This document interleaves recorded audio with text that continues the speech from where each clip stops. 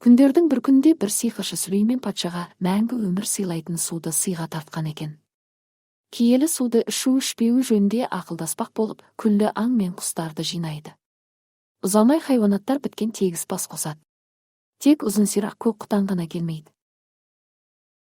Сонда Сүлеймен патша тұрып итке тіл қатады.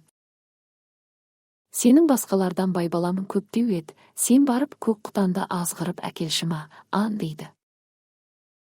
Ит шынымен-ақ көк құтанды ертіп әкеледі.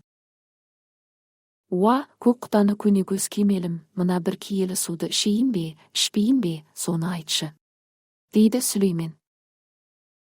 Егер мына суың өзіңнің барша дос-жарандарыңа, туған-туысқандарыңа және ұшқан құс, жүгірген аңға жететін болса, онда бұл суды ішіп қой. Тамшысын да қалдырма. Сонда өмірден бақытты да, қуанышты да табасың.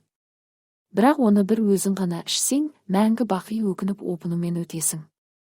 Жалғанда соқа басың сопайып, жалғыз қаласың, жақын жуығыңның бәрі баяғыда кеткен соң, бір өзің не қуаныш, не қызық көріп жартам дейсің. Япырмай, сен шынында да данышпан екенсің. Мұны маған сенен басқа тірі жан айта алмас еді, дейді Сүлеймен риза болып. Сөйтіп ол киелі суды ішпейді.